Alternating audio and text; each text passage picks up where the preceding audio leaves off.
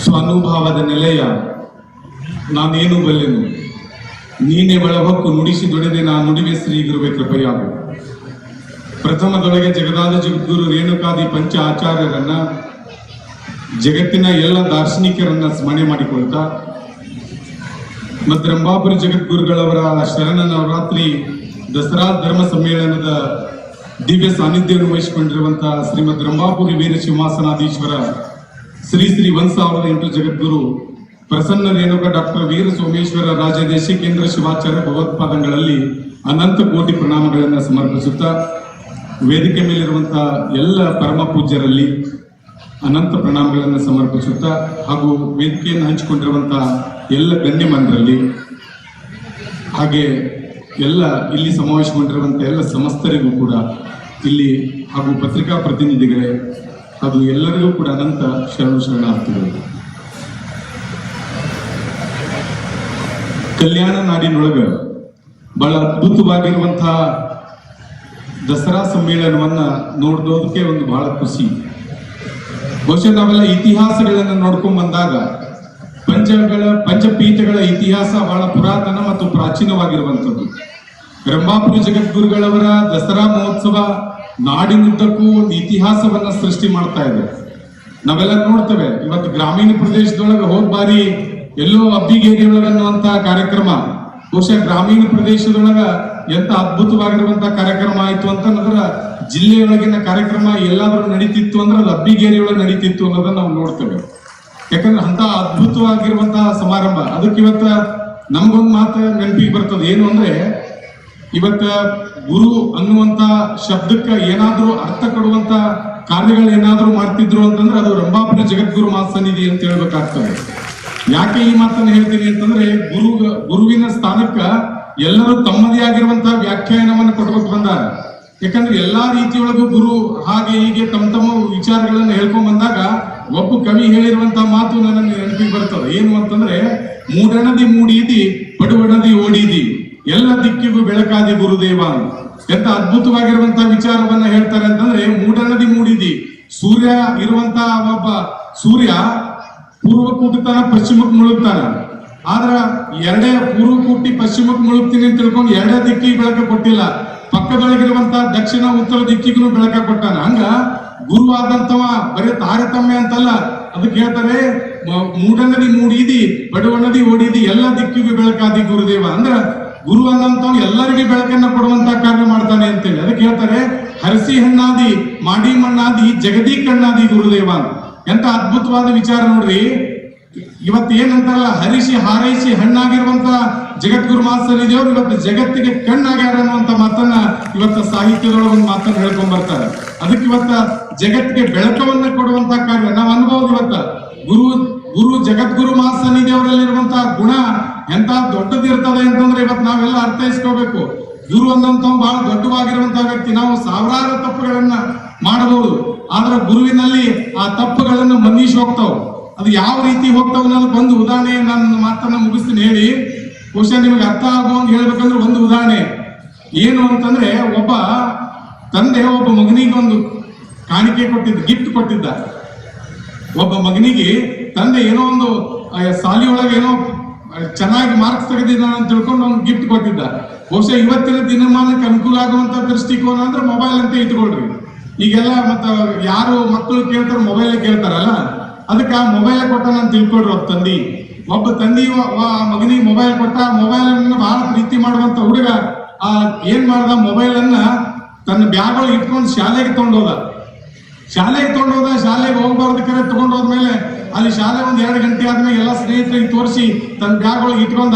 ಒಂದ್ ಅರ್ಧ ಗಂಟೆ ಆದ್ಮ್ಯಾಗ ಆ ಬ್ಯಾಗ್ ಒಳಗಿರುವಂತ ಮೊಬೈಲ್ ನೋಡಕ್ ಹೋಗ್ತಾನ, ಇರ್ಲಿಲ್ಲ, ಕಳವಾಗಿ ಬಿಟ್ಟಿತ್ತು ಮೊಬೈಲ್.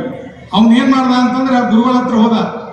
ಹಿಂಗ ನಾನು ಮೊಬೈಲ್ ತರಬಾರ್ದಾಗಿತ್ರಿ, ಬ್ಯಾಗ್ ಒಳಗೆ ಮೊಬೈಲ್ ತಗೊಂಡ್ಬಂದಿನಿ, ಆದ್ರೆ ಮೊಬೈಲ್ ಕಳೆದು ಹೋಗಿದೆ, ದಯವಿಟ್ಟು ನನ್ನ ವಸ್ತುವನ್ನು ನನಗೆ ಮರಳಿಸ್ಕೊಡ್ರಿ ಅಂತ ಗುರುಗಳಿಗೆ ವಿನಂತಿ ಮಾಡ್ಕೊಂಡ. ಅವಾಗ ಗುರುಗಳಂದ್ರು ಹೌದಾ ಸರಿ ಬಿಡು ಅಂದ್ರು.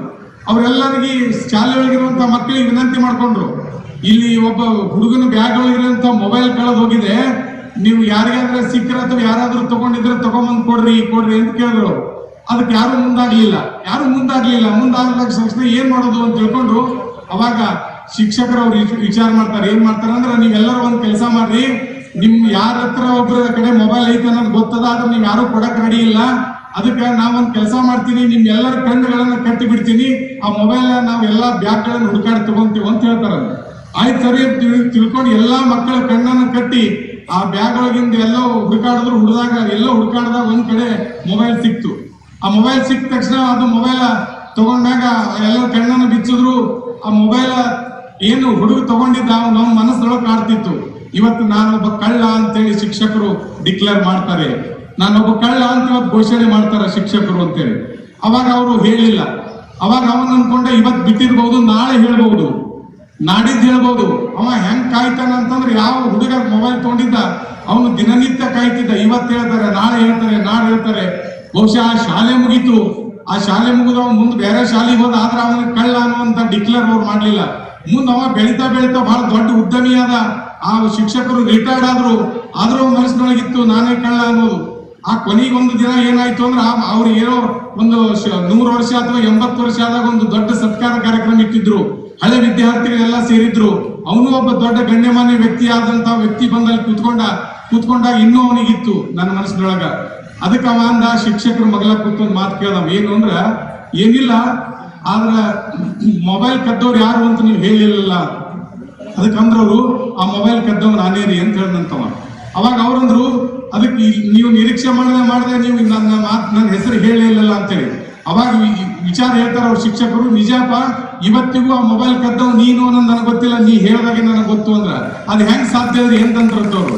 ಅವಾಗ ಶಿಕ್ಷಕರು ಒಂದು ಮಾತು ಹೇಳ್ತಾರೆ, ಏನು ಅಂತಂದ್ರ, ನಿಮ್ಮೆಲ್ಲರ ಕಣ್ಣಿಗೆ ಬಟ್ಟೆ ಕಟ್ಟೋ ಸಂದರ್ಭದೊಳಗ ನಾನು ಎಲ್ಲರ ಕಣ್ಣಿಗೆ ಬಟ್ಟೆ ಕಟ್ಟಿ ಮೊಬೈಲ್ ಹುಡುಕಾಡ್ಲಿಲ್ಲ, ನಿಮ್ಮೆಲ್ಲರ ಕಣ್ಣಿಗೆ ಬಟ್ಟೆ ಕಟ್ಟಿ ನಾನು ಕಣ್ಣಿಗೆ ಬಟ್ಟೆ ಕಟ್ಕೊಂಡು ಮೊಬೈಲ್ ಹುಡುಕಾಡಿನಿ, ಯಾರ ಬ್ಯಾಗ್ ಮೊಬೈಲ್ ಸಿಕ್ಕದ ಅನ್ನೋದು ಗೊತ್ತಿಲ್ಲ ನನಗ ಅಂತ ಹೇಳ್ತಾರಂತವ್ರು. ಅದನ್ನ ಅರ್ಥ ಮಾಡ್ಕೋಬೇಕು. ಇವತ್ತು ಗುರು ಆದಂತವನಿಗೆ ಯಾವ ಶಿಷ್ಯ ಇವತ್ತು ಅವತ್ತೇ ಅವ ಕಳ್ಳ ಅಂತ ಡಿಕ್ಲೇರ್ ಮಾಡಿದ್ರು ಅಂತಂದ್ರ ಇವತ್ತು ಅವ್ನು ದೊಡ್ಡವಾಗಕ್ಕೆ ಸಾಧ್ಯ ಇರಲಿಲ್ಲ. ಅದಕ್ಕೆ ನಿಜವಾಗ್ಲೂ ಪಂಚಪೀಠಗಳು ಇವತ್ತು ರಂಭಾಪುರಿ ಪೀಠದ ಉದ್ಧಾರ ಮಾನವ ಧರ್ಮಕ್ಕೆ ಜಯವಾಗಲಿ, ಧರ್ಮದಿಂದಲೇ ವಿಶ್ವಕ್ಕೆ ಶಾಂತಿ ಅನ್ನುವಂತ ಏನ್ ಸಂದೇಶ ಇದೆ ಅದನ್ನ ನಾವೆಲ್ಲ ಅರ್ಥ ಮಾಡ್ಕೋಬೇಕಾಗ್ತದೆ. ಎಲ್ಲ ಮನುಕುಲಗಳಿಗೆ ಒಳ್ಳೇದಾಗ್ಲಿ ಅಂತ ಬಯಸುವಂತ ಇವತ್ತಿನ ದಿನಮಾನದೊಳಗ ಅದು ಪೀಠ ಅಂದ್ರೆ ಅದು ರಂಭಾಪುರಿ ಪೀಠ ಅಂತ ಭಾವಿಸ್ಬೇಕಾಗ್ತದೆ. ಇದು ಯಾಕೆ ಇವತ್ತ ಜನಮಾನಸಕ್ಕ ಪಂಚಪೀಠಗಳ ಒಂದು ಮಾರ್ಗದರ್ಶನ ಅವಶ್ಯಕತೆ ಇದೆ ಅನ್ನೋದಕ್ಕೆ ಒಂದು ಉದಾಹರಣೆ ಹೇಳಿ ನನ್ನ ಮಾತನ್ನು ಮುಗಿಸ್ತೀನಿ. ಆಧುನಿಕವಾಗಿರುವಂತಹ ಬದುಕನ್ನ ಕಟ್ಟಿಕೊಂಡಿರುವಂತಹ ನಮಗೆ ಏನೆಲ್ಲ ಅನುಕೂಲತೆಗಳಾಗಿದ್ದಾವೆ. ಹಕ್ಕಿಯಂತೆ ಹಾರೋದನ್ನ ಕಲಿತ, ಮೀನಿನಂತೆ ಈಜೋದನ್ನ ಕಲಿತ, ಎಲ್ಲವನ್ನ ಕಲ್ತಿರುವಂತಹ ಮನುಷ್ಯ ಮಾನವೀಯ ಮೌಲ್ಯಗಳನ್ನು ಮೈಗೂಡಿಸಿಕೊಂಡು ಬದುಕೋದನ್ನ ಮರೆತಿದ್ದಾನೆ. ಇಲ್ಲಿ ಒಂದು ಉದಾಹರಣೆ ಹೇಳಕ್ ಇಷ್ಟಪಡ್ತೀನಿ ನಾವು ಒಂದು ಸಾರಿ ಬಹಳಷ್ಟು ಜನ ಬೆಂಗಳೂರಿಗೆ ಹೋಗಿದ್ದೆವು. ಬೆಂಗಳೂರಿಗೆ ಹೋದಾಗ ಅಲ್ಲಿ ಏನಾಗಿತ್ತು ಅಂತಂದ್ರೆ, BS ಪರಮಶಿವನವರು ವೀರಶೈವ ಸಮಾಜದ ಮುಖಂಡರು ಬಹಳಷ್ಟು ಸಂಸ್ಥೆಗಳನ್ನು ನಿರ್ಮಾಣ ಮಾಡಿದ್ದಾರೆ. ಆ ನಿರ್ಮಾಣ ಮಾಡಿರುವಂತಹ ಸಂಸ್ಥೆಗಳು ಬಹಳ ಚೆನ್ನಾಗಿ ಮಾಡಿದ್ದಾರೆ. ನಾವೆಲ್ಲ 4-5 ಜನ ಸ್ವಾಮೀಜಿ ಅವ್ರು ಹೋದಾಗ ಅವ್ರ ಒಂದು ಮಾತು ಹೇಳಿದ್ರು, ಏನಂದ್ರೆ, ನಿಮ್ಗೆ ಸಮಯ ಇದೆ ಅಂತ ಬುದ್ಧಿ, ನಾವೆಲ್ಲ ಕಟ್ಟಿರುವಂತಹ ಸಂಸ್ಥೆಗಳಲ್ಲಿ ಒಂದ್ ಸಾರಿ ವಿಸಿಟ್ ಮಾಡಿ ಬರ್ರಿ ಅಂತಂದ್ರು. ಆಯ್ತು ಸರಿ ಬಿಡು ಅಂತ ತಿಳ್ಕೊಂಡು ನಾವು ಹೋದೆವರು. ಒಂದು IAS KS ಕೋಚಿಂಗ್ ಉಚಿತವಾಗಿರುವಂತಹ ಕೋಚಿಂಗ್ ಕ್ಲಾಸ್ ತೆಗೆದಿದ್ದಾರೆ, ಅದನ್ನ ನೋಡ್ಕೊಂಡ್ ಬಂದೆವು. ಅದಾದ ನಂತರ ಮತ್ತೆ ಬೇರೆ ಬೇರೆ ಹಾಸ್ಟೆಲ್ಗಳನ್ನ ಮತ್ತು ಆಸ್ಪತ್ರೆಗಳನ್ನ ಎಲ್ಲವನ್ನ ನಿರ್ಮಾಣ ಮಾಡಿದ್ದಾರೆ. ಎಲ್ಲವನ್ನ ನೋಡ್ಕೊಂಡು ಬರುವಂತ ಸಂದರ್ಭದೊಳಗ ಅವರೇ ನಿರ್ಮಾಣ ಮಾಡಿರುವಂತಹ ವೃದ್ಧಾಶ್ರಮ ಒಂದಿದೆ. ಆ ವೃದ್ಧಾಶ್ರಮಕ್ಕೆ ಹೋಗುವಂತ ಸಂದರ್ಭದೊಳಗ ನಮಗೊಂದು ಕ್ಯೂರಿಯಾಸಿಟಿ ಇತ್ತು. ಯಾಕಂದ್ರೆ ಟಿವಿ ಒಳಗ ಬೇರೆ ಬೇರೆ ಕಡೆ ನಾವು ವೃದ್ಧಾಶ್ರಮಗಳು ಕೇಳಿದ್ದೆವು ಭಾಷೆಗಳ ಮುಖಾಂತರ, ಆದ್ರೆ ವೃದ್ಧಾಶ್ರಮ ಹೆಂಗಿರ್ತದಂತ ನೋಡಿದ್ದಿಲ್ಲ. ನೋಡೋಣ ಅಂತ ತಿಳ್ಕೊಂಡು ವೃದ್ಧಾಶ್ರಮಕ್ಕೆ ಹೋದೆವು. ಹೋದ ತಕ್ಷಣ ಒಂದು ಕೋಣೆ ಒಳಗೆ ಒಬ್ಬರು 60 ವಯಸ್ಸಾಗಿರುವಂತ ಒಬ್ಬಳು ಅಜ್ಜಿ ಒಂದು ರೂಮ್ ಅಲ್ಲಿ ಕೂತ್ಕೊಂಡಿದ್ಲು.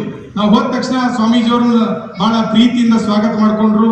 ನಾವು ಅಮ್ಮನ್ನ ಮಾತಾಡಿಸಿ ತಾವು ಎಲ್ಲಿಯವರು, ಹೇಗೆ, ಏನು ಎಲ್ಲ ಕೇಳಿದಾಗ ಅವರು ಪೂರ್ವಾಶ್ರಮದ ಬಗ್ಗೆ ಕೆಲವು ವಿಚಾರಗಳು ಹೇಳಿದ್ರು.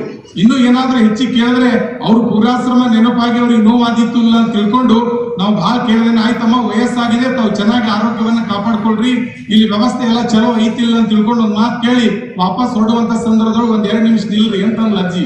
ನಾವ್ ಒಂದೇ ಅಜ್ಜಿ ನಮ್ನ ಯಾಕೆ ನಿಲ್ಲಿಸ್ತಾಳೆ?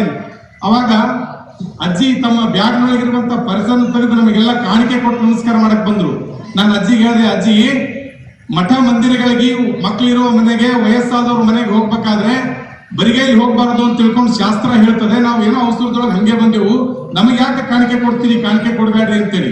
ಅವಾಗ ಅಜ್ಜಿ ಅಂದ್ಲು, ಇಲ್ಲ ರೀ, ನಮ್ದು ಯಜಮಾನ್ರು ಬಹಳ ಒಳ್ಳೆ ಜಾಬ್ ಮಾಡ್ತಿದ್ರು, ಅವರಿಗೆ ತೀರಿಗೆ ಹೋದ್ಮೇಲೆ ಅವ್ರ ಅರ್ಧ ಪೇಮೆಂಟ್ ನನಗ್ ಬರ್ತದೆ, ಮತ್ತು ನನ್ನ ಮಗ ಬಹಳ ಒಳ್ಳೆ ಹುದ್ದೆಯೊಳಗ ಅದಾನ, ಅವನಿಗೆ ಲಕ್ಷಗಟ್ಟಲೆ ಪೇಮೆಂಟ್ ಬರ್ತದ, ಮಗಳು ಕೂಡ ಬಹಳ ಒಳ್ಳೆ ಜಾಬ್ ಮಾಡ್ತಾಳ, ಅವಳು ಕೂಡ ಲಕ್ಷಗಟ್ಟಲೆ ಪೇಮೆಂಟ್ ಇದೆ, ನಮಗೆ ದುಡ್ಡು ಬೇಕು ಅಂದ್ರೆ ಸಾಕು ತಕ್ಷಣ ಕೊಡ್ತಾರೆ ಖರೆ, ಅದ್ರ ಜೊತೆಗೆ ಇಟ್ಕೊಂಡು ಪ್ರೀತಿ ಕೊಡಕ್ ಮಕ್ಕಳು ರೆಡಿ ಇಲ್ಲ ಅನ್ನೋ ಮಾತನ್ನ ಅಮ್ಮ ಹೇಳಿದ್ರು.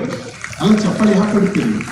ಅದಕ್ಕೆ ನನಗೆ ಅನಿಸ್ತದೆ ಇವತ್ತು ಅಂತ ಆ ತಾಯಿಯಲ್ಲಿ ಅಂತ ದೊಡ್ಡ ಗುಣ ಇರ್ತದೆ. ಅದಕ್ಕೆ ನಾವು ಆಮೇಲೆ ವಿಚಾರ ಮಾಡಿದೆ ನಾನು, ಬಹುಶಃ ಜಗತ್ತಿನೊಳಗಿರುವಂತ ಯಾವುದೇ ವೃದ್ಧಾಶ್ರಮಕ್ಕೆ ನೀವು ಹೋಗ್ರಿ, ಒಬ್ಬ ಉದ್ಯಮಿ ತಂದೆ ತಾಯಿಗಳು ಸಿಗ್ತಾರೆ, ಒಬ್ಬ ಆಫೀಸರ್ನ ತಂದೆ ತಾಯಿಗಳು ಸಿಗ್ತಾರೆ, ಒಬ್ಬ ಗಣ್ಯಮಾನ್ಯ ಅನ್ಸ್ಕೊಂಡಂತವನ ತಂದೆ ತಾಯಿಗಳು ಸಿಗ್ತಾರೆ. ಯಾವುದೇ ಒಂದು ವೃದ್ಧಾಶ್ರಮದೊಳಗ ರೈತನ ತಂದೆ ತಾಯಿಗಳು ಸಿಗಕ್ ಸಾಧ್ಯ ಇಲ್ಲ ಅನ್ನೋದನ್ನ ನಾವು ನೆನಪಿನೊಳಗೆ ಇಟ್ಕೋಬೇಕಾಗ್ತದೆ. ಯಾಕಂದ್ರೆ ರೈತನಿಗೆ ಶಿಕ್ಷಣ ಇಲ್ಲದೆ ಇರಬಹುದು, ಜಗತ್ತಿಗೆ ಅನ್ನ ಕೊಡುವಂತ ಒಂದು ಪ್ರಾಮಾಣಿಕತೆಯ ಪ್ರಯತ್ನ ರೈತನದಿರ್ತದೆ.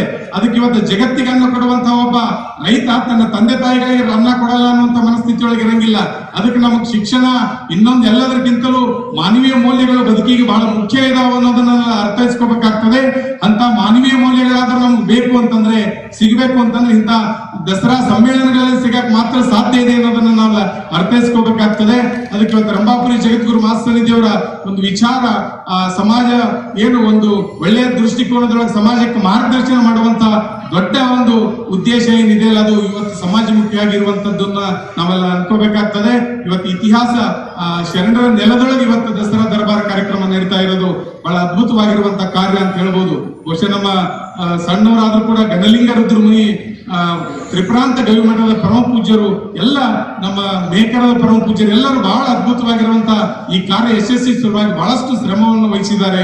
ಏನೆಲ್ಲ ಕಾರ್ಯಗಳನ್ನು ಮಾಡೋದು ನೋಡಿದ್ರೆ ಬಹಳ ಖುಷಿ ಅನಿಸ್ತದೆ. ಯಾಕಂದ್ರೆ ನಾವು ಬಹಳ ದೂರದಿಂದ ಬಂದೇವು ಅಂದ್ರೆ ಕಲ್ಯಾಣಕ್ಕೆ ಬಹಳ ಹತ್ತಿರವಾದಂತವ್ರು ನಾವು ಕೂಡ. ಯಾಕಂದ್ರೆ ನಮ್ಮ ಆಲ್ಮೇಲ ಮಠ ಅಂದ್ರೆ ಅದು ಜಗದೇವ ಮಲ್ಲಿಬೊಮ್ಮರ ಗಣಾಚಾರದ ಬಂಟ ಅನ್ನುವಂತ ಜಗದೇವ ಮಲ್ಲಿಬೊಮ್ಮರ ಮಠ ಅಂದ್ರೆ ಅದು ನಮ್ಮ ಆಲ್ಮೇಲ ಹಿರೇಮಠ ಅನ್ನುವಂತ ಅಭಿಮಾನದ ಮಾತುಗಳನ್ನ ಈ ವೇದಿಕೆ ಮುಖಾಂತರ ಹೇಳಕ್ ನನಗೆ ಖುಷಿ ಅನಿಸ್ತದೆ ಅನ್ನುವಂತ ಮಾತನ್ನ ಹೇಳ್ತಾ, ನಿಮ್ಮೆಲ್ಲರಿಗೂ ಜಗದ್ಗುರು ಮಾರ್ಗದರ್ಶನ ಇರಲಿ, ನಾವೆಲ್ಲ ಆ ಜಗದ್ಗುರು ಮಾರ್ಗದರ್ಶನದೊಳಗೆ ನಾವೆಲ್ಲ ಬದುಕನ್ನ ಕಟ್ಟಿಕೊಳ್ಳೋಣ ಅನ್ನುವಂತ ಮಾತನ್ನ ಹೇಳ್ತಾ ಎರಡು ಮಾತುಗಳಿಗೆ ಜಗದ್ಗುರು ಮಾಸ್ತರ್ ಪಾದಕ್ಕೆ ಅರ್ಪಣೆ ಮಾಡಿ ನನ್ನ ಎರಡು ಮಾತುಗಳು ಮುಗಿಸ್ತೀನಿ. ತಂದೆ ತಾಯಿ ಗುರು ಹಿರಿಯರು ಶ್ರೇಷ್ಠರೆಂದು ನೀವು ಅರಿಯಿರಿ, ಶಾಂತಿ ಕಲಿತು ಜಾಣರಾಗಿ ನೀತಿಯ ಮಾರ್ಗದ ನಡೆಯಲಿ ಎಂದ ನುಡಿಮುತ್ತಿನೊಂದಿಗೆ ತಮ್ಮ ಪ್ರಸ್ತಾವಕರುಗಳ ಜಗದಾಚಾರ್ಯರಾಡಿದ್ದ ಅವರಿಗೆ ಸಮರ್ಪಿಸಿದ ಶಸ್ತ್ರ ಬ್ರಹ್ಮ ಚಂದ್ರಶೇಖರ ಶಿವಾಚಾರ್ಯ ಸ್ವಾಮಿಗಳು ಹಿರೇಮಠ ಆಲ್ಮೇಲ ಕಾರಣದ ಆಶೀರ್ವಾದವನ್ನು ಸ್ವೀಕಾರ ಮಾಡ್ತಾ ಇದ್ದಾರೆ. ಇದೀಗ